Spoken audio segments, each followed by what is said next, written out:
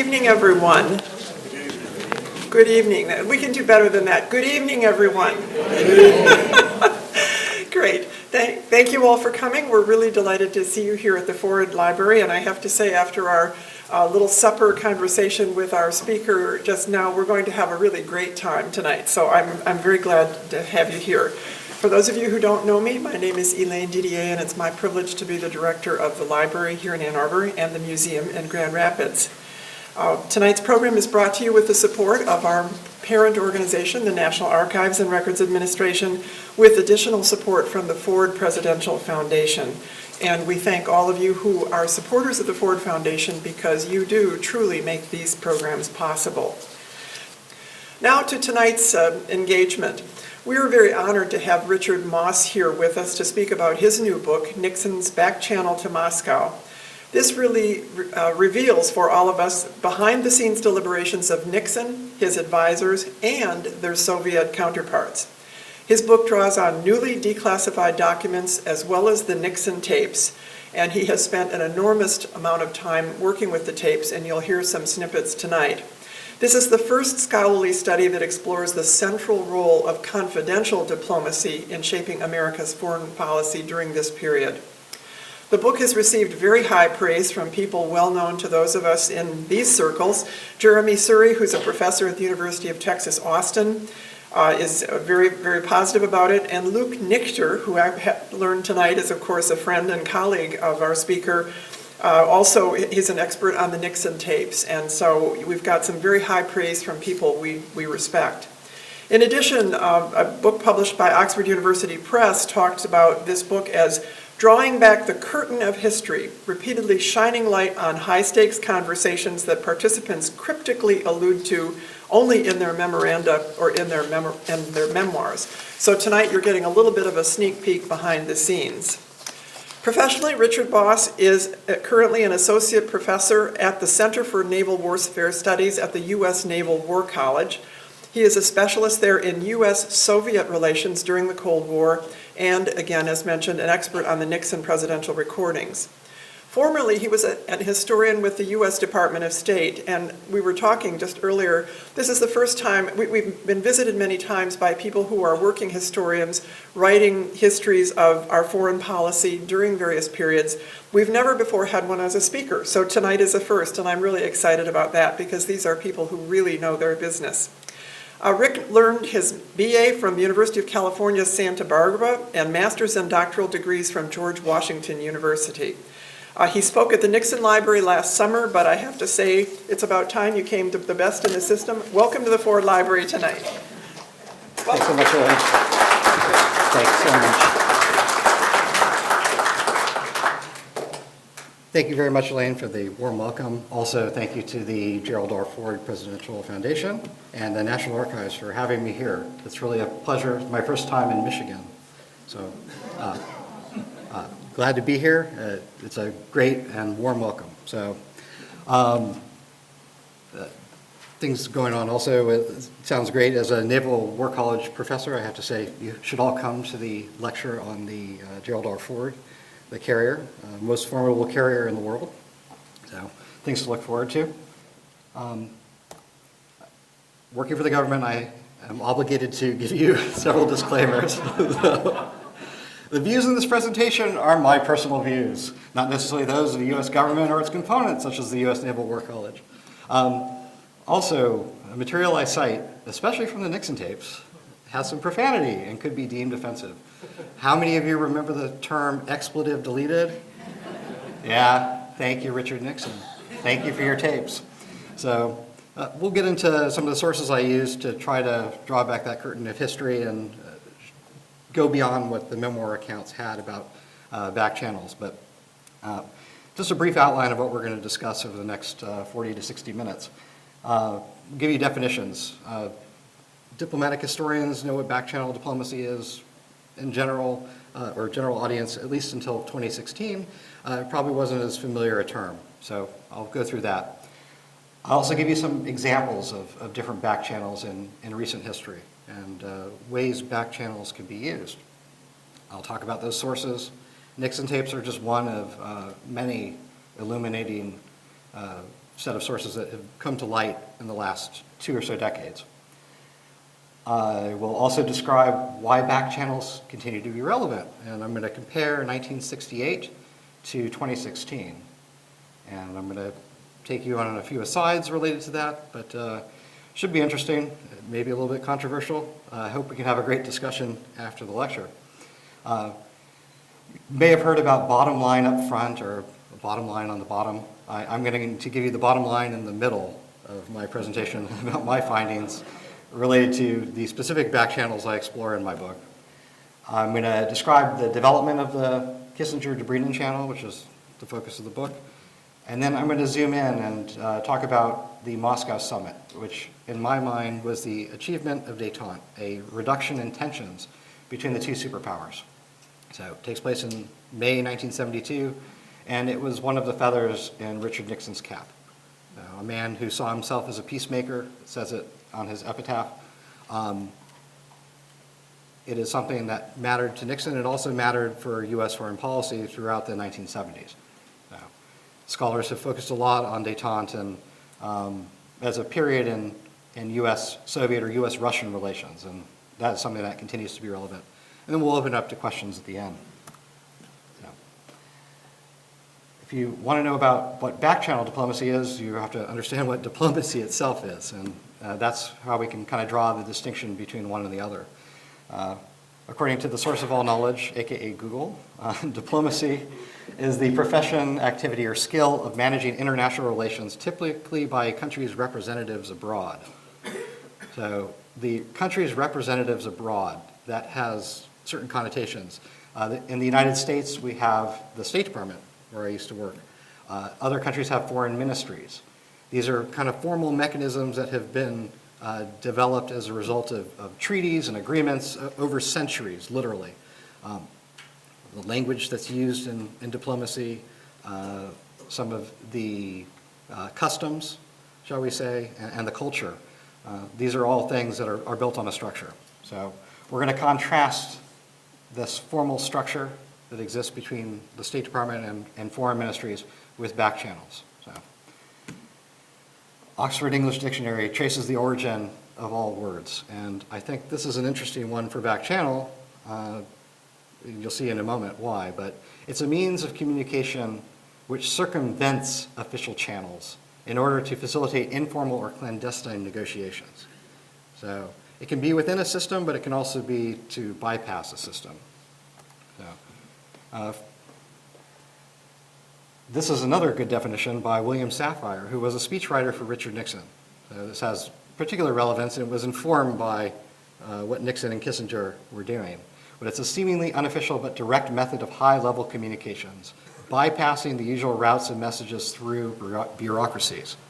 So this pretty accurately describes what Nixon and Kissinger did in terms of bypassing the State Department. I'm going to give you some examples. Back channels are very useful for establishing relations between countries. There may have been a back channel element in the establishment of diplomatic ties between the United States and the Soviet Union in 1933. The example that most everyone thinks of, you could look at the movie Star Trek IV, only Nixon could go to China. It took an anti-communist with the credentials to go to the world's largest communist country and establish relations after they had ceased for more than 2 decades. The story of that is an interesting one. It's not just Nixon wanting to establish relations with China, but also the Chinese wanting to establish relations with the United States. So it was kind of Nixon playing the China card, but it was also Mao Zedong playing the American card. And you get a lot of elements of that in the Nixon tapes and in the documentary record. But Nixon sent out a number of feelers to try to establish relations with the communist Chinese. And he tried it originally with Poland, and actually the Johnson administration during the 1960s had tried through Poland, hadn't gone anywhere. He tried other channels, it didn't work. The one that did work was between a mutual ally between the United States and communist China, which is the country of Pakistan, which was led by a dictator, Yahya Khan. And when this channel went active in March and April of 1971, Zhou Enlai sent a message, and it was a great line in it, but it's, We have had messages from the United States from different sources in the past, but this is the first time that a proposal has come from a head, through a head, to a head. So, Nixon, the one head, sending it through Yahya Khan to Mao Zedong and Zhou Enlai. So back channels were very useful. This was an amazing uncover, if you want to call it that, when Nixon announced to the world, and Kissinger announced to the world in July 1971 that Kissinger had visited China and they had agreed to set up a summit meeting for the coming year in February 1972, and that the United States was pursuing a normalization of relations with communist China. Now, that's one use of back channels. Here's another one. This is a little bit more current, although it's less relevant in the last year or so. But the Joint Comprehensive Plan of Action, the Iran deal. You've all heard about the Iran deal, and President Trump pulled the United States out of it in the last year. So again, not as relevant, but it's a very recent example. The United States and Iran do not have diplomatic relations. They have not had them since 1979. So how can you have an agreement if you don't actually have a formal diplomatic mechanism in place? And back channels are really good at that. So this one was probably set up between the Iranian Foreign Minister, Ali Akbar al-Salehi on the left, and the Foreign Minister of Oman, who is friendly with both Iran and with the United States. And his name is Yusuf bin Alawi. And apparently Oman was the facilitator via back channel means in terms of getting the United States and Iran to start talking and to agree as to what they could talk about. And it eventually resulted in the Iran deal. Granted, there are some shortcomings with it, but again, that's another use of back channels. Back channels can also save the world. So, during the Cuban Missile Crisis, Georgy Bolshakov, who's over on the right, was an intermediary with John F. Kennedy's brother, Robert, on the left, and passed messages along to de-escalate the crisis that looked like it was spiraling towards a nuclear conflict between the United States and the Soviet Union. So back channels are incredibly useful. There was other back channels actually between a newsman, John Scully, who served in the Nixon administration, and another Soviet agent. And there's a plaque in a restaurant in Georgetown in Washington, D.C. that says, in this spot, the world was saved. So back channels can be useful. They can also have ties, murky ties to intelligence. So Bolshakov officially was, I think he was a cultural attaché, or he was a press, RIA Novosti press journalist, but in reality he was KGB. So, and he had a direct line to the Kremlin leadership and was able to pass those messages at those important points to de-escalate that crisis. So, you're going to wonder why I'm going back to this. It's to show you the magic of Photoshop. So, the lampshade was, we managed to Photoshop it out of my book cover. See, book cover. So, magic. Alrighty. The lampshade reappears. It's like the commissar disappearing in Soviet history books. Did it have recording devices too? Probably. Actually, this one was in San Clemente, so no, it didn't. Oh, which reminds me, your event at Camp David, about Camp David, there were recording devices at Camp David. So some really great tapes, because Nixon used to blow off steam when he went to Camp David. So they were the last taping system that was installed. And it's not just the Oval Office. He had them in his hideaway office, but I'll get to that in a minute. But my book, the focus is on the two guys sitting astride Richard Nixon, who's there in the middle, Soviet ambassador to the United States, Anatoly Dobrynin, and Henry Kissinger. Anatoly Dobrynin was the Soviet ambassador from the Kennedy administration through most of the Reagan administration. He left in 1986. So from 1962 to 1986, he was Moscow's man in Washington. And he was a very capable diplomat. But you really saw his skill shining through when it was working with Kissinger to establish Detente. So the two men developed a friendship and a respect for one another. Here they are in March 1972, which is close to the peak of the back channel relationship that existed between them. Both men wrote memoirs. Kissinger wrote many memoirs. He was not content with one volume. He wrote many volumes. 3 volumes of memoirs in addition to numerous other books. But Dobrynin wrote his memoir in English first, and then he wrote it in Russian. Kind of odd way to do it. But the copy that Dobrynin gave to Henry Kissinger said, "To Henry, my opponent, partner, friend," which I thought is a beautiful summation of the relationship that they developed after working with each other for years and meeting with each other hundreds of times and communicating with each other on the phone. Eventually, the back-channel relationship was such that there was a secure line between the Soviet embassy in Washington, D.C. and Henry Kissinger's office. That's our primary adversary at the time. That's kind of a statement as to how close that relationship was. So it was so close that Kissinger joked before Dobrynin was recalled in 1971 to attend the 24th Party Congress, in which he was elected as a full member of the Central Committee, which is quite a big deal for a diplomat to be elected a full member of the Central Committee, one of the ruling organs of the Soviet Union. And so before Dobrynin departed, Kissinger called him up from San Clemente and joked, "You and I are going steady. We should exchange telephone numbers." It's a fun relationship. They had their stressful moments as well. They had their disagreements. They represented powers that did not see eye to eye. But they were able to get past that and achieve quite a lot of things. And I'm going to tell you, kind of open the curtain here and tell you about the sources that I used to try to do that. So, a lot of sources. For a secretive administration, the central irony of Nixon and Powell's is that it's also probably the best documented administration in history thanks to those Nixon tapes.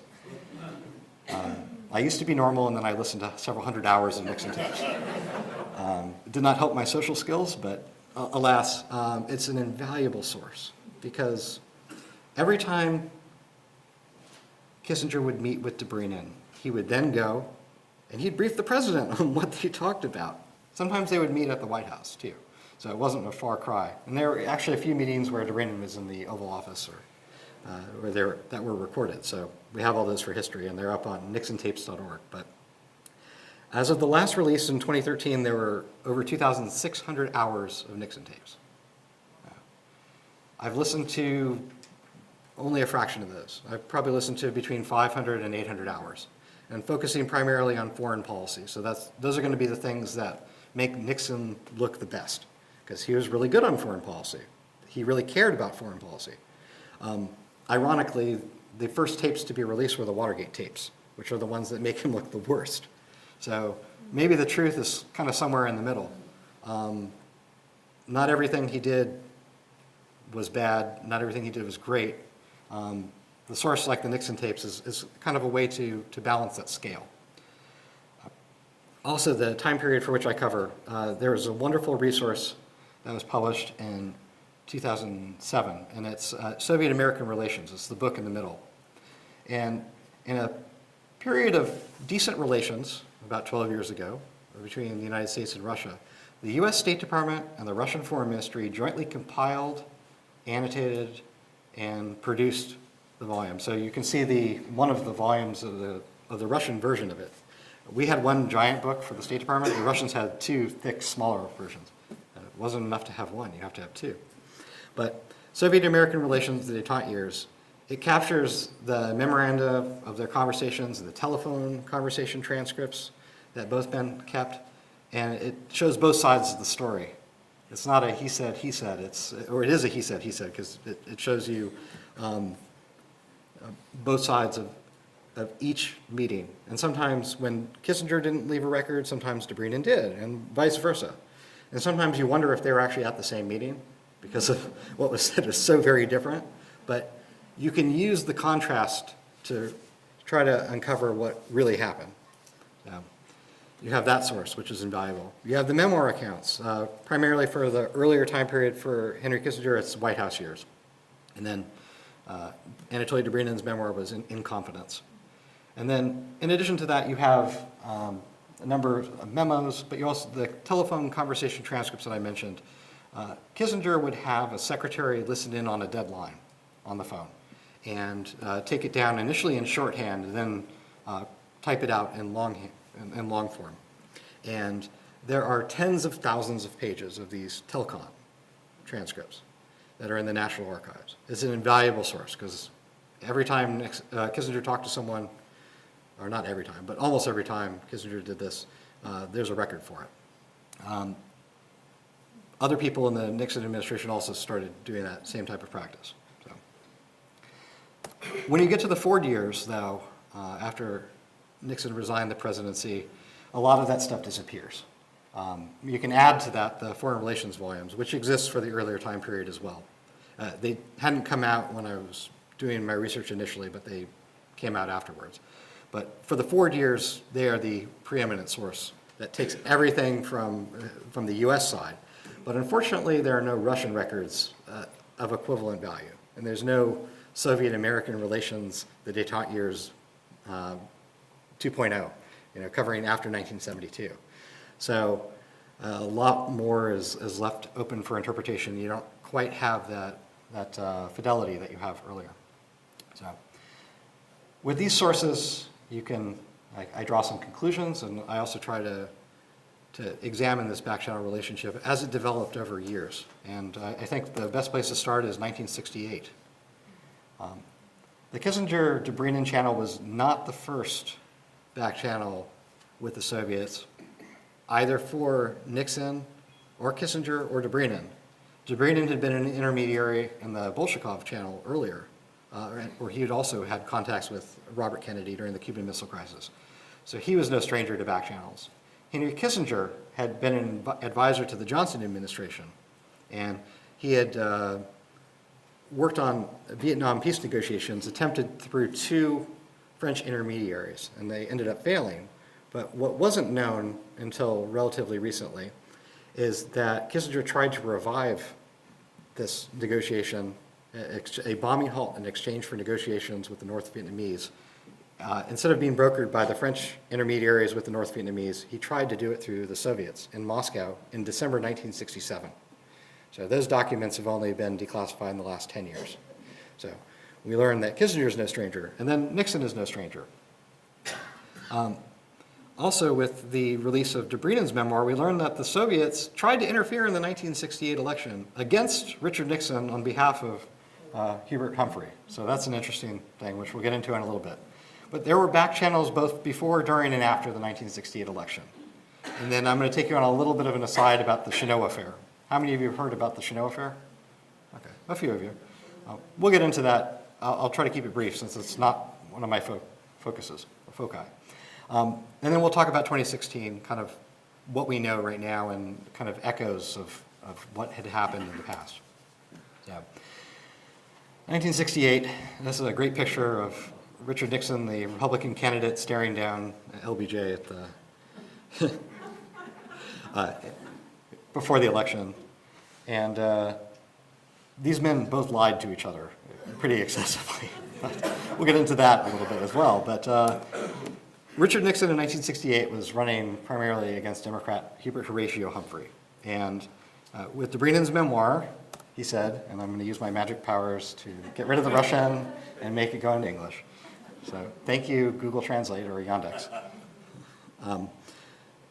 Anyhow, Dobrynin was ordered, against his repeated advice, he was ordered by his boss, the foreign minister, Andrei Gromyko, to try to feel out Hubert Humphrey and see if the Democrats might be willing to accept some Soviet assistance against that red baiter, Richard Nixon. And as Dobrynin wrote, the last line is great. Humphrey, I must say, was not only a very intelligent, but also a very clever man. He knew at once what was going on. And then Hubert Humphrey, great American, demurred and said, oh, we have it in hand. Thanks for your moral support, Moscow. And that was kind of the end of it. And Dobrynin was much relieved. But Dobrynin quite accurately warned, if you look at the middle paragraph, he'd warned that if discovered, it would have certainly backfired. So there's always the potential for blowback if you try to interfere in other people's elections. So I think we're watching that and we have been for the last 2 years or so. But in 1968, there were actually two back channels that the Nixon campaign and then the transitional administration had. And that first one was between Robert Ellsworth, who later became the U.S. ambassador to NATO, and the chargé d'affaires, number 2 guy at the Soviet embassy named Yuri Chernyakov. And they were one more formal channel. But then there was also one between Kissinger and a KGB guy named Boris Sedov. It predated the election, and apparently Boris Sedov was the guy the KGB assigned to on the Kissinger beat. Okay, he's this influential Harvard professor, maintain contacts with him, see if we can have any kind of communication with Henry Kissinger. Wasn't able to find a photo of Boris Sedov. Those KGB types, they're camera shy. Maybe it could be one of these guys. I don't know. These are the GRU guys who were involved in the Skripal poisoning in London. Yes, a Bellingcat, which is an online investigations forum. They do open source stuff. They were able to track the identities of these guys who were supposedly tourists visiting Gothic sites in England, when in reality they were trying to poison a former Russian intel officer. Anyways, neither of these are actually Boris Sedov. I found one Boris Sedov on Google. It's available on Amazon.com. Low price.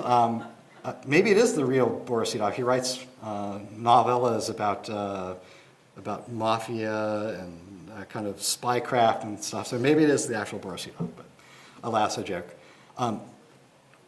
Henry Kissinger kept the FBI informed of these contacts.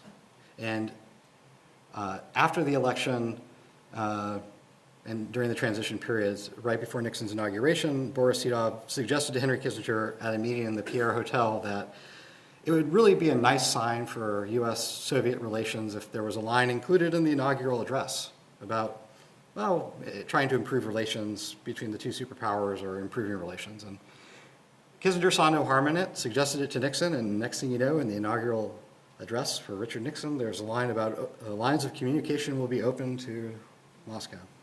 So we're trying to aim for peaceful relations. So that is the net result of the Kissinger-Sedov channel. It was quickly supplanted in 1969 by the Kissinger-Dobrynin channel. And there are several reasons for that. One, Dobrynin wanted to be the guy in charge, and he's the ambassador, so he's the guy in charge for the Soviets.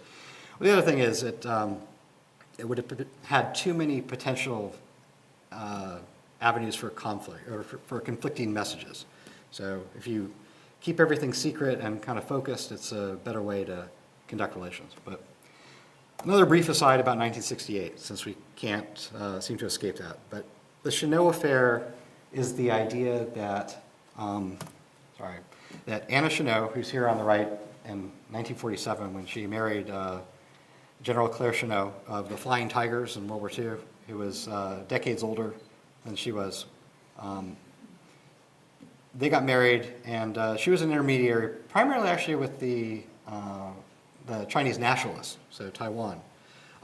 But apparently the Chenot affair is the theory that Anna Chenot acted as a back-channel intermediary to get South Vietnam to kill a peace negotiation in exchange for a bombing halt, so kind of similar to what Kissinger had tried to negotiate with via Moscow. But there was going to be a quid pro quo. So South Vietnam kills the negotiation, and South Vietnam gets a better deal from Nixon than it would get from LBJ or from Hubert Humphrey. So this idea has been around actually since 1968. There were articles about it at the time. It has been written about in many books, but new and surprising evidence continues to surface. Most recently, this gentleman, John Farrell, wrote really an excellent single-volume biography of Richard Nixon. And he believes, his assessment is that out of all the bad things that Richard Nixon did, probably the worst thing he did was using this channel through Anna Chenot to kill the peace negotiations. So this is even worse than Watergate in his mind, because it potentially could have extended the war in Vietnam, in which as many Americans died under Nixon as had done earlier, although Nixon did start withdrawing them soon after taking office. But Farrell found a handwritten Haldeman note. Haldeman was the chief of staff for Richard Nixon, and also had served in a similar role during the campaign. And Farrell, to his great credit, found this buried in the archives. It was a handwritten note saying, "Keep Anna Chennault working on South Vietnam, insist quitting on the 3 Johnson conditions." So that was interesting. And then there was another particularly telling one. The line is a great one. "Is there any other way to monkey wrench it? Anything Richard Nixon can do?" So this biography of Nixon has kind of reignited a focus on Anna Chennault. So I'll just offer a few observations and a justification as to why I didn't go into the Chennault affair in my book. My book is about U.S.-Soviet relations, and this is about Vietnam peace negotiations. So different focus. So great find by Farrell, and also a number of LBJ tapes have been released in which LBJ pretty candidly discussed intelligence that had been intercepted from the South Vietnamese embassy in Washington, in which they discussed Anna Chennault. But again, the allegations were known for a long time, going back to 1968, 1969. They may have been the reason why Anna Chennault actually didn't get a job in the Nixon administration. It was because she was too controversial because of this alleged role. She died just this year in April, and the last interview she gave to a historian, my friend and colleague Luke Nichter, she insisted that there was no deal per se going on. That she had worked for the Nixon administration, that she was trying to do stuff, but there was no quid pro quo, and there wasn't this kind of shady deal going on. Other observation is that, as is typical, amazing sources come to light decades after the fact, thanks to declassification, which is the job that the archivists here do and elsewhere in our system. So that is a testament to our system of government and the way we do business. So thank you to the archivists in the room. For me, I found it both surprising and disappointing that there seemed to be no good actors in this. Johnson, in that earlier picture in July, had promised Richard Nixon that there would be no October surprises on Vietnam that could possibly influence the election. I think LBJ pretty flagrantly lied. He had timed the peace initiative with the South Vietnamese and the North Vietnamese to try to boost Hubert Humphrey. At the same time, Richard Nixon lied to his face about not wanting to do anything. He would do nothing to interfere with a chance for peace. So no good actors in this, it's disappointing. But the central question for me that remains, and maybe there's some intrepid graduate student out there somewhere who has a Vietnamese or a Chinese language capability, but the Vietnamese sources and the Chinese communist sources could be invaluable and could answer the question is, how much did Saigon need to be twisted to try to reject this Johnson deal? We know kind of after the fact that they were a thorn in the side of Henry Kissinger and Richard Nixon in terms of negotiating. Even in December 1972, the line that I recall Kissinger saying was that we had to bomb North Vietnam until South Vietnam accepted our concessions. It's kind of telling. They were intransigent, and client states or allied partners can actually have quite a role in what goes on, and they have their say. So I think that question remains out there. So, jumping ahead to more current times, 2016. In January 2016, the U.S. government released its assessment of Russian activities and interference in the U.S. elections.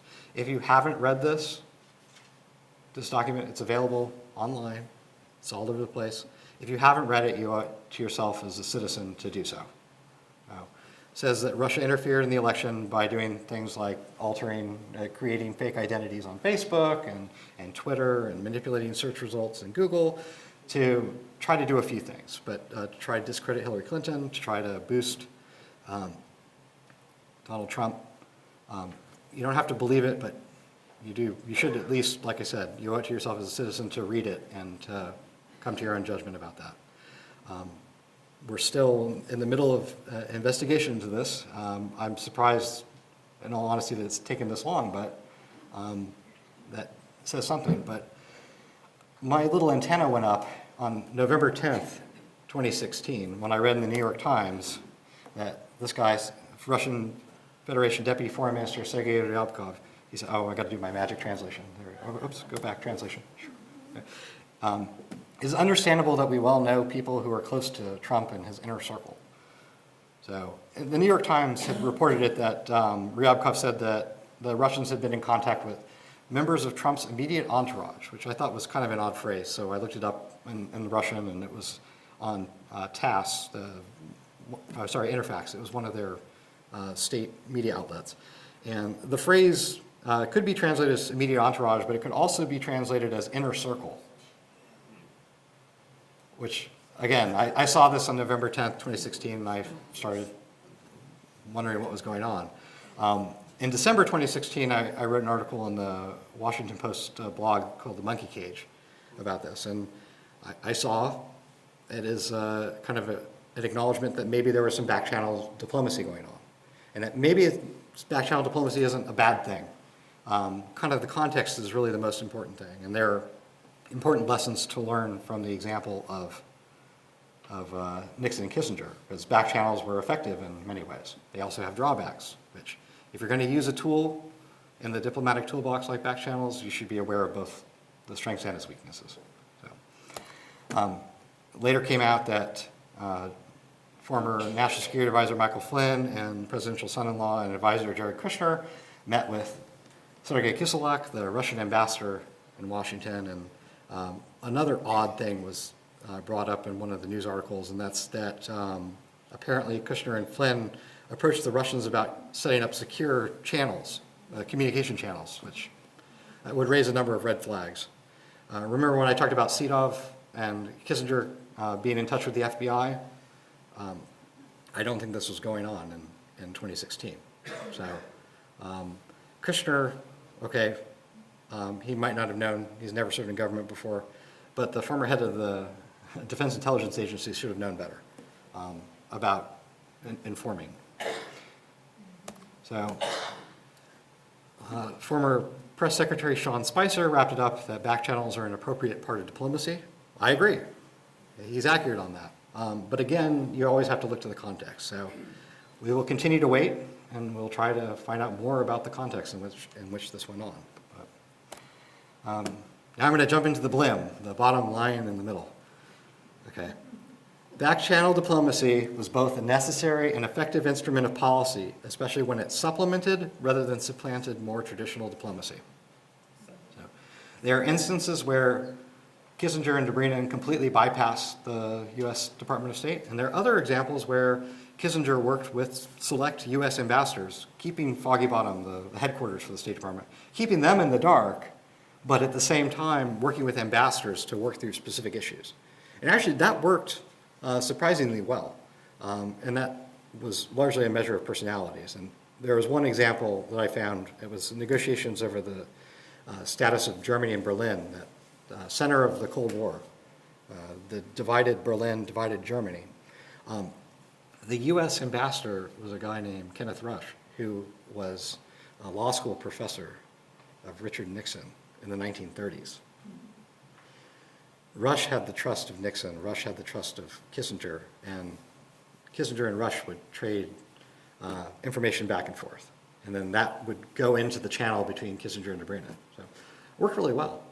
So other examples where it did not work real well, and there were some nasty surprises, were when the Kissinger-Dobrynin channel handled things about the strategic arms limitation talks, and the official negotiating team that was meeting with the Soviets on a regular basis, they were kept in the dark. So surprise, and some enterprising Soviets, including one of their lead negotiators named Semyonov, I called them the Semyonov slip-ups because he was aware, he was getting information about what Kissinger and Dobrynin were talking about, and he brought that into strategic arms limitation talks, bypassing the U.S. delegation. So not the best way to run things. Surprise. But other findings. Back-channel diplomacy appealed to both U.S. and Soviet leaders. And that's, I think, one of the reasons why it was effective. It takes two to tango in dancing.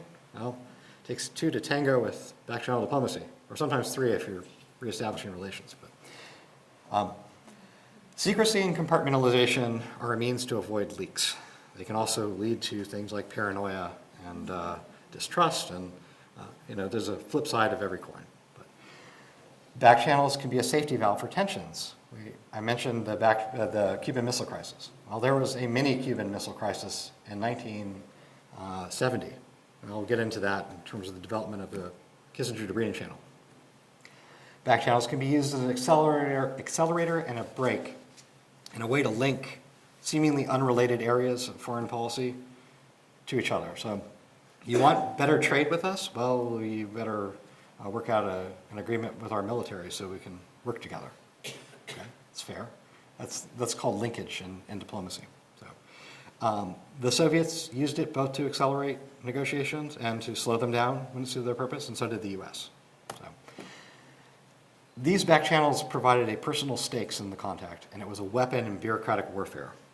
When I said that Kissinger and Dobrynin, when Kissinger and Nixon bypassed the State Department, it was a palpable and easily documented difference between Kissinger and the actual Secretary of State, who was supposed to be in charge of U.S. foreign relations with the rest of the world.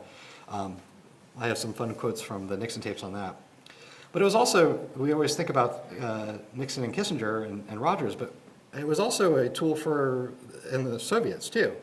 Dobrynin, again, became a full member of the Central Committee, which was unprecedented for an ambassador in the Soviet Union. So his star rose. Brezhnev fully consolidated his power in the Soviet Union. He had taken over in 1964, but there were various factions, and he was able to co-opt some, but there was still some opposition in the early 70s, and this kind of contact with the rival superpower was one way for him to solidify his position. Back channels can also lead to inadvertently telegraphing anxieties. The Soviets had a conflict with communist China, a frozen tundra along the Ussuri River in 1969. And the Soviets, in their candid conversation, or Dobrynin in his candid conversations with Kissinger, it's almost like he was shining a flare saying, hey, look at this potential area that the US could exploit.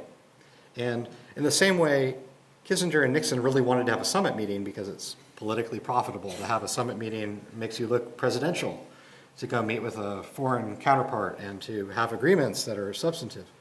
The Soviets knew this, and Dobrynin was very skilled at this, but he would drag Kissinger along, and he did this for years, until 1971, end of 1971. He was able to kind of hook Kissinger on that idea of the summit meeting and do it.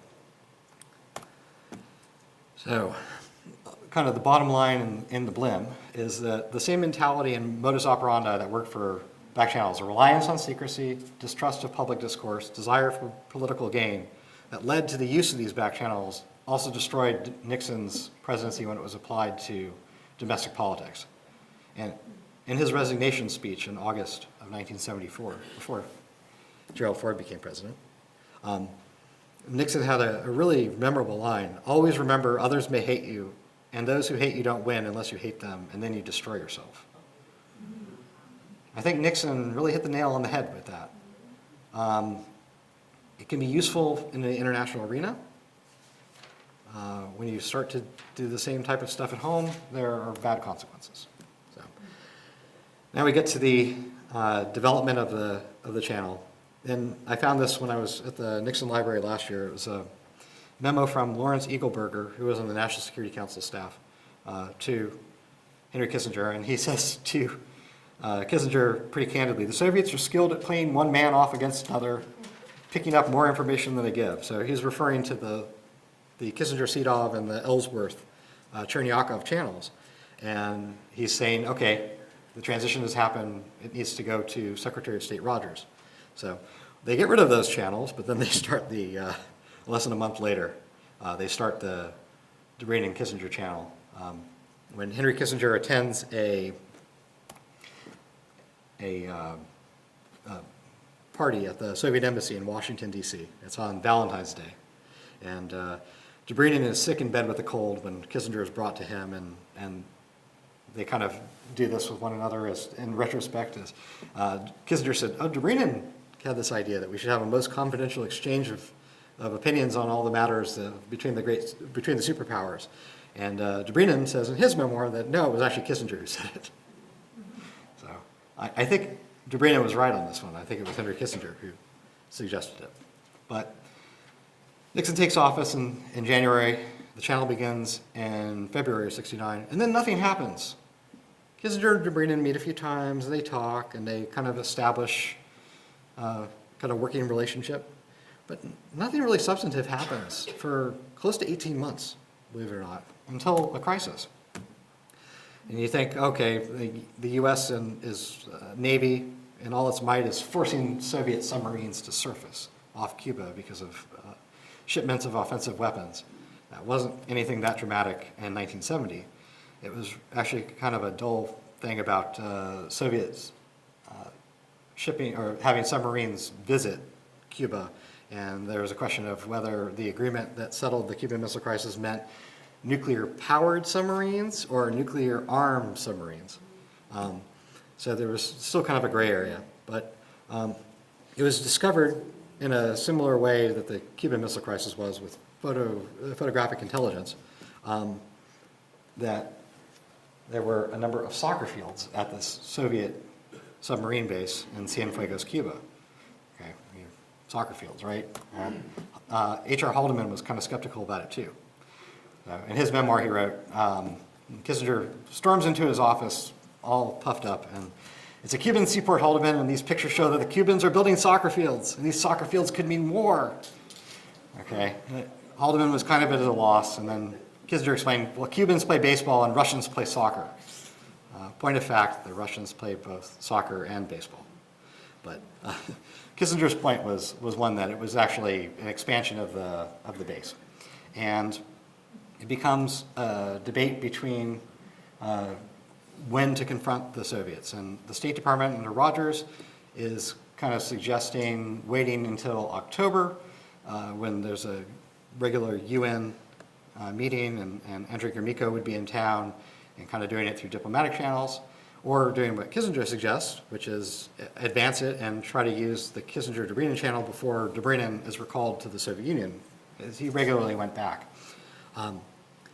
Kissinger was able to kind of play on Nixon's neuroses about Cuba in particular. He lost in 1962 the gubernatorial race in California. He gave his last press conference, "You won't have Dick Nixon to kick around anymore." That memory was still fresh for him at this point. So Kissinger ends up winning and very quickly establishes this medium of communication. The Soviets were willing to work through Dobrynin and Kissinger. The State Department is kind of left on the outside. And to a point where in January 1972, you have this wonderful little blurb on the Nixon Tapes, where Nixon is criticizing his friend who dated back from the 1940s, Bill Rogers, the Secretary of State. I'm going to play that. But the problem we have here is that Bill has made a Bill error in terms of his own place as Secretary of State in history. He has padded so much to be liked by his colleagues in the State Department that the State Department runs him rather than his own State Department. He has padded so much to be liked by the press that covers the State Department that the press run him rather than them. Okay. Again, Bill Rogers, close personal friend going back to the 1940s. Rogers was with Nixon when he made the Checkers speech and managed to keep his spot as the vice presidential candidate with Eisenhower in '52. That's how the conduct of diplomacy, bypassing Will Rogers, kind of plays out. The State Department is sidelined. It is the classic definition of back channel. And it continues, and Rogers knew what was going on, and there were confrontations about it, but they managed to even get to the point where the National Security Council, which was run by Kissinger, was sanitizing communications with the Soviets to give to the State Department. So they got a sanitized version of what was actually discussed. And then, this is another one. This is less than a week before going to the Moscow summit. Nixon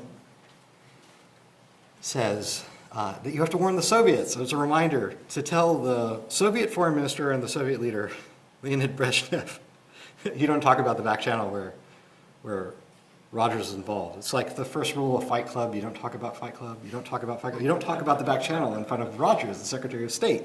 And this, you could just hear it in his voice. Sure, you warned Romeo and Brezhnev that they've got to be very careful not to talk about the special channel where Rogers is involved. Because we have to explain what the hell it is to him.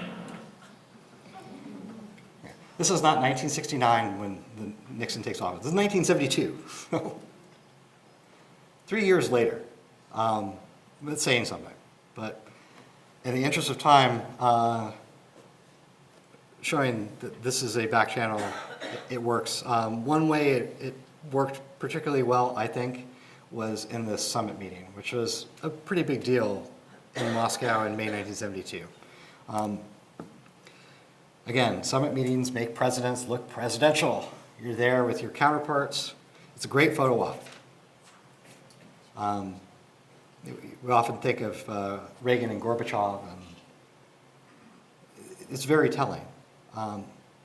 But right before the Moscow summit of May 1972, there was a threat that the United States might cancel the Moscow summit. And that is because of the role of, remember when I was saying about how your client states or your partners or your allies can have a vote?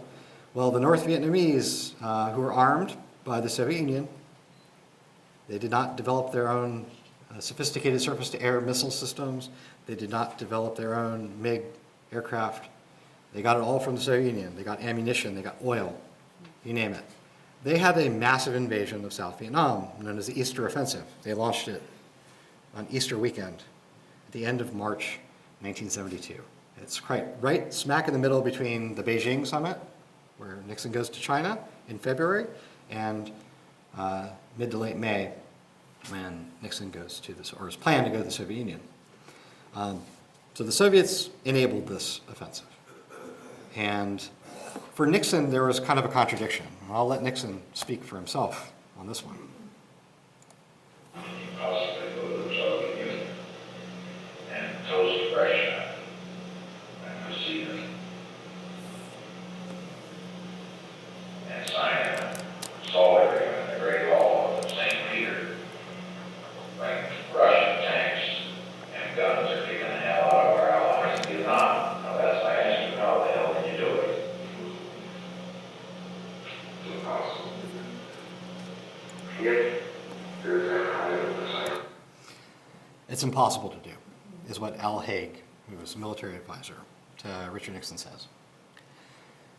Well, public opinion can have a role too. Domestic politics often drive foreign policy. And in late April, early May 1972, Nixon had some polls conducted as to what Americans thought about what was going on in Vietnam with this Easter offensive starting when there was supposed to be a weekend of peace. They launched this massive offensive, which incidentally was the largest offensive since Tet in 1968. It was by far the largest offensive action by North Vietnam during Nixon's presidency. There is a division of opinion. Should Nixon cancel the summit? The Soviets made this possible, or is there maybe not a link necessarily either between the Soviets knowing about or controlling this offensive and also the American public opinion, which is kind of excited about the potential for having agreements with the Soviet Union and building a structure of peace, as Nixon would say. So Nixon kind of takes two tracks. While he's considering canceling the summit, he's also using back channels to try to have it both ways, where he can respond to what's going on in South Vietnam, but then if the Soviets are willing to look the other way for what's going on, he's willing to look the other way for what the Soviets are doing in terms of aiding the North Vietnamese in their offensive. So one thing he does is in April 1972, he sets up a tea. He choreographs it with Henry Kissinger. The tapes are great. Henry Kissinger and Richard Nixon choreographing a ladies' tea between Irina Dobrynin, the wife of Anatoly, and Pat Nixon, Nixon's wife. So it's a great one. And it goes off very, very well. And the message that Nixon is sending is that, okay, we're going to bomb and do stuff against North Vietnam, but we really want to have this summit. So that's the message. And after the fact, Nixon is very proud of his wife. And you can hear his pride in his wife in this phone conversation with Henry Kissinger. Nixon raised his point, but his whole her position. Mr. Green squeezed her hand and said, almost tears in her eyes, I hope not, I hope not. So we got that message across. Oh, hell yes, what you talked about. My wife, yes, oh, right on, know how she feels, right on the nose. So that message goes back. The message goes back. Ultimately, both sides were able to look the other way. And Nixon, on May 8th, launches Operation Linebacker, which is the massive bombing of Hanoi and Haiphong and mining Haiphong Harbor, which is a pretty significant escalation in a sense. But Nixon did it because he felt that if he didn't have some kind of escalation, there weren't a lot of American troops on the ground anymore in May 1972. So air power was really what he had to rely on. So Nixon felt he had to do something to boost South Vietnam. So he launches Linebacker, and you have this massive increase in bombing.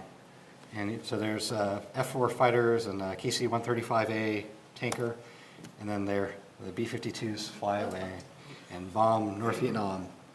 As Nixon would say, they bombed the bejesus out of North Vietnam. And they bombed a lot. It was more than they had done in years. In fact, prior to that point, Nixon, he had had bombing campaigns, but nothing had approached what had been done under Johnson during Rolling Thunder.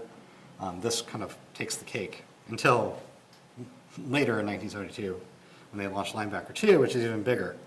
When I mentioned earlier about bombing North Vietnam until the South Vietnamese accepted our concessions, that's later, but that's a different story.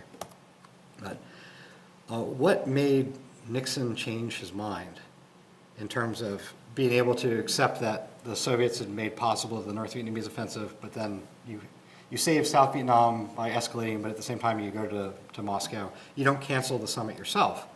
And Nixon had a very strange relationship with his Secretary of Treasury, John Connally. He was a Democrat. He was in the car with President Kennedy when he was shot. And he had a bullet fragment until the day he died from the Kennedy assassination. So Kissinger said that John Connally was Nixon's Walter Mitty image of himself. Nixon spoke, I'm not going to say the word, he spoke ill about many of his advisors, but he never spoke ill about John Connally. It was always respect and always impressed with the strength of John Connally as a decision maker. So here Nixon is describing his thought, the evolution of his thought process vis-a-vis the Moscow summit and the May 8th decision. And Connally, with his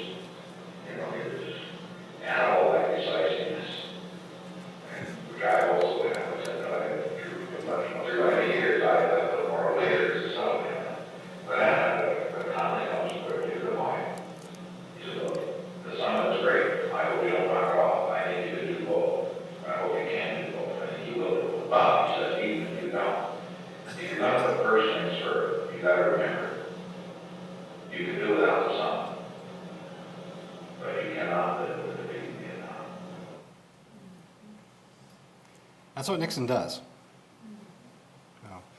If someone's going to cancel the summit, you make the Soviets cancel the summit. Don't you do it. Don't make it look like President Nixon has thrown away a chance for peace, has thrown away a chance to have an agreement on the limitation of strategic arms. The Soviet Union had reached nuclear parity with the United States in 1970, by the way. If you're going to have agreements over incidents at sea between the Soviet Navy and the US Navy, don't throw that away. So Nixon does this. And the Soviets had their own cancellation crisis because remember when I said that Brezhnev was securing his position? Well, he nails the coffin, puts the final nail in the coffin of opposition in the Soviet Union. The Ukrainian party boss, a guy named Petro Shelest, a large state in the Soviet Union, he did not want to go through with détente and to improve relations because for the Soviets, they kind of saw the opposite of what Nixon did. It's that the United States has been conducting this illegal war in Vietnam, has been bombing our ally, we're supporting our ally, and now you're throwing our ally under the bus. And Brezhnev didn't see it that way. Brezhnev saw, kind of like Nixon, that you don't let necessarily, or sometimes you don't let your allies, or your partners, your client states kind of dictate your policy. So Nixon gets to Moscow, and during a small session just with Nixon and Kissinger and and Brezhnev and just a few of the Soviet leaders, but excluding both Rogers and the Soviet foreign minister, President Podgorny of the Soviet Union, he makes a speech about I will not shake the hand that's been bloodied in Vietnam, and they go on. And once they had the record, the transcript that they were able to ship to Hanoi, say, look, we really drove a hard line to those capitalist Americans, those aggressive capitalist Americans.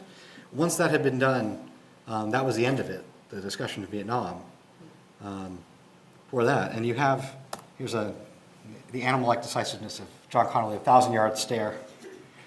You can see why Nixon had a man crush on him. So the Soviets signaled to Nixon, remember the ladies' tea? That was a way for Nixon to kind of send the message to the Soviets. Well, the Soviets sent their own message to Nixon by having their trade minister, Nikolai Potolchev, visit the White House about a week and a half before Nixon departs. So here's a great picture, if it loads. Okay, there's Dobrynin, and then he's staring at Kissinger, and there's sly little looks between them. Give it a second. There you go. Hey, we did it. They send their own messages, and the Moscow summit happens between May 22nd and May 28, 1972. You sign the Anti-Ballistic Missile Treaty, a cornerstone of arms control with the Soviet Union. You sign an interim agreement on the limitation of strategic offensive arms, so culmination of the strategic arms limitation talks, and 7 other agreements, including cooperation efforts in science and technology, medicine, like cancer research, healthcare, environmental protection, collaboration in space exploration, avoiding incidents at sea. The collaboration in space exploration, if any of you remember Apollo-Soyuz in 1975, we had a Soyuz spacecraft, which they still use, by the way, and good design. I don't know if you saw the launch last week that was aborted. Both the astronaut and the cosmonaut lived because of a safety system, so kudos to the Russians on that. Soyuz is a good system, but you had this docking in space, and you had the development of a docking mechanism that's still in use in upgraded form on the International Space Station, 50 years later almost. That's impressive. That's a lasting achievement for peace. So, back channels can save the world. They can lead to an establishment of diplomatic relations. They can lead to monumental agreements that stand the test of time. They can improve the structure of peace. They can also be used for nefarious purposes. It all depends on the context. And with time, you can determine that context better. So we can evaluate the Chenot affair better today than we could 20 years ago. So maybe with time, we'll learn more about what happened in 2016. Again, we're all want to be informed voters, and make sure you vote. Regardless of how you vote, make sure you vote.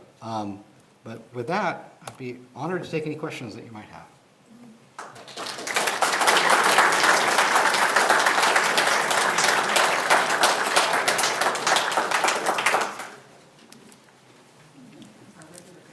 One thing I was curious about throughout your book, but especially after this sentence in chapter 6, Kissinger's back-channel relationship with Dobrynin took on new function during the secret trip as the Soviet ambassador served as a personal intermediary so that Brezhnev could maintain plausible deniability with his Kremlin colleagues.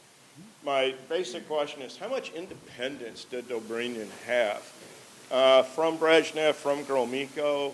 What was that relationship? But specifically, again, how much was he able to do on his own? That's a fantastic question. I would say it changed over time. That trip was in April of 1972, so about a month before the Moscow summit. And the instances that you're talking about are in meetings that Kissinger had. It was a secret trip that Kissinger went on, so it was not known in the United States.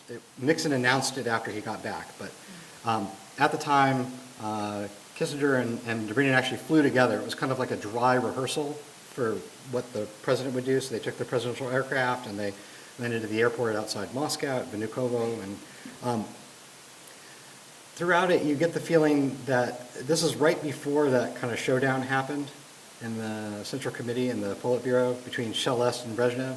So you get the feeling that a lot of it was being scripted between Dobrynin and Gromyko and Dobrynin and Brezhnev as well. But he was more than just a mouthpiece for them. There were a number of instances where, and you have this from the tapes, and you have this from the memorandum of conversation, where Dobrynin kind of saw problems that Brezhnev or Gromyko didn't necessarily see that could derail negotiations or disrupt those talks. And he was able to kind of steer the conversation for the Soviet side in the right direction for it. So he did have some independence of action, and as a Soviet ambassador, I think he was unparalleled. In the history of the Soviet Union, I think that Dobrynin had more independence of action than any other Soviet ambassador, and that's partly due to his longevity, but also due to his level of influence. I mean, when you can meet with the National Security Advisor and the President of the United States with a phone call, I mean, how many countries can do that, especially ones with which you have an adversarial relationship? So a degree of independence and a degree of independent action, but at the same time, I think he was on the same page as his bosses. So, and that's why he stayed around for so long, and he was so good. Thank you. Sure thing. Great question. I'm intrigued by the difference between front channel and back channel diplomacy. If Nixon hadn't appointed someone who had no real experience in foreign affairs, Rogers, as his Secretary of State, and had more confidence in Rogers, then a lot of this could have just taken place between Dobrynin and Rogers.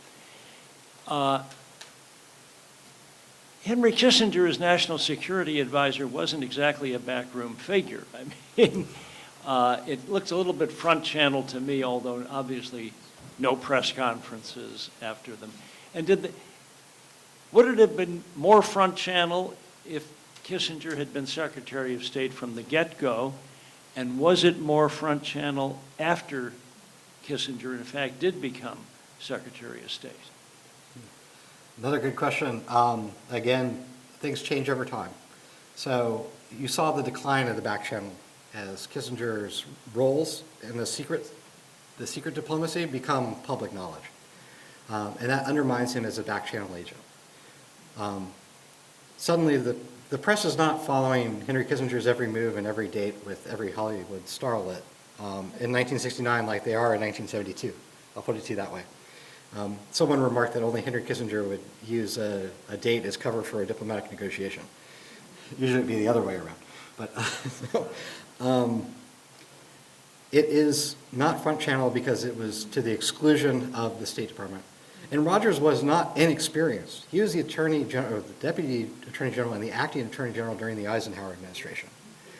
He had a long-term, decades-long friendship with Richard Nixon. Henry Kissinger did not. Before really 1967, 1968, they didn't really know one another. Kissinger was a Nelson Rockefeller guy, so a different wing of the Republican Party. The wing that Nixon would have detested as the Eastern establishment. Nelson Rockefeller was kind of the poster boy for that, right or wrong, if you, depending on your point of view. But it was certainly not front channel. Whether or not things could have been different from the beginning, I think the decision was made by Nixon himself early on, and you see just the response to that Eagleburger memo saying you shouldn't have these, it should go to Secretary Estate Rogers? Well, it didn't. That was not a decision that Henry Kissinger made. He may have angled for that decision, but that was ultimately Richard Nixon, in my view.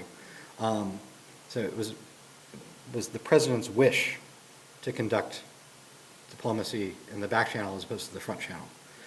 The other thing is Nixon, he did like Rogers, but he felt he had kind of failed over time. He was supposed to be the man who was a front man. He had experience in government. He could be out there. He looked like a Secretary of State. He could be the guy out there negotiating. And actually, Rogers, to his credit, did a lot, especially on the Middle East. Under the State Department, and Henry Kissinger was locked out of the Middle East. In fact, the back channel was locked mostly out of the Middle East until late 1971. That's when you start to see discussions where it is. But there was a ceasefire between Israel and its Arab neighbors that had been worked out by Joseph Sisko, who was Assistant Secretary of State, and Rogers. It was called the Rogers Plan. And that largely held in place until 1973, the October War. So Rogers not completely ineffective. It just, again, on U.S.-Soviet relations, this is a decision by the president. This is what the president wanted. And Kissinger was the head of the system for the National Security Council, and he was the guy that Nixon put his faith in to try to establish a relationship of détente with the Soviets. Also, another side fact about William Rogers, he introduced electronic records into the State Department. So, like, if you're at the Ford Library, you're looking at the electronic cables. That system was put in or approved by William Rogers. So, William Rogers gets the last laugh in many cases. But anyhow, thank you for the question.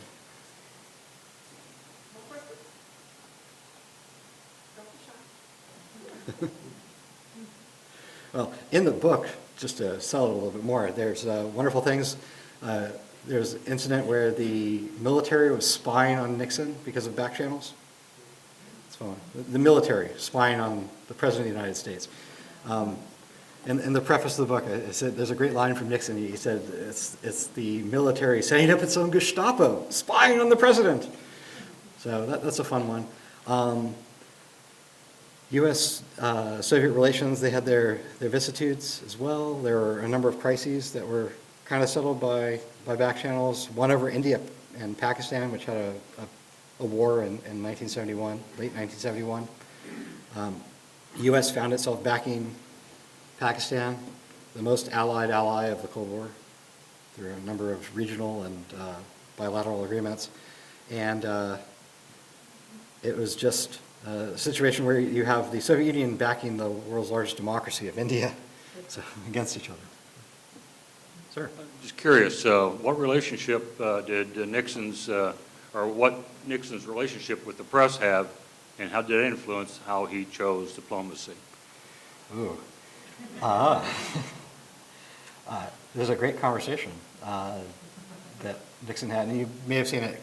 I've seen it published elsewhere. We had it in the Foreign Relations volume, actually, years ago, but it's Nixon goes on, the press is the enemy, the press is the enemy, the press is the enemy. Write that on the blackboard 100 times and never forget the press is the enemy. And he's telling this to Kissinger, so he's lecturing to the professor. Professors, we like to profess. We get on our soapbox and profess, but Nixon liked to use the press when it was to his advantage. I have great examples where Kissinger was feeding information to select journalists at the behest of Nixon to try to shape positive news coverage. So presidents will do both sides. They'll play nice and like the press when it serves their interests, and they'll hate the press and say the press is the enemy when it's something unflattering. I think it's telling that at the top of Nixon's enemy list was investigative journalist Jack Anderson. The reason we know about that spy ring with the military spying on President Nixon is because of Jack Anderson. He published verbatim quotes from top secret documents in December 1971 in the middle of the India-Pakistan war. And the plumbers were created to combat leaks and to try to get to the source of it. And it was the plumbers with a legitimate national security interest were able to find, they thought, the source of the leak. It was a Navy yeoman who was assigned to the liaison office between the Department of Defense, between the Pentagon and the White House. And he was sending it to Thomas Moore, the chairman of the Joint Chiefs of Staff. So apparently, Yeoman Radford rifled through burn bags on the secret trip to China in July 1971 and sent stuff back. So the military the military was doing this because they didn't want to be surprised by things like, oh, we're suddenly going to go from a policy of antagonism to a policy of trying to be friends with the communist Chinese. So back channels can have that effect. Again, it's that emphasis on secrecy, it serves a purpose, but it can also have a lot of blowback. Just how you manage it. And again, context is key. Thank you.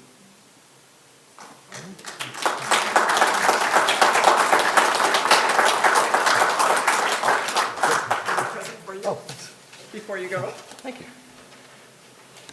we're presenting our speaker with a pair of pens with a Gerald Ford signature to use in his book signing if he wishes. Excellent. For us as on staff, it's really been marvelous to have someone Well, of thank your you. background and expertise here. As I said, we host State Department or foreign relations, they're called FRUS researchers, Foreign Relations of the United States.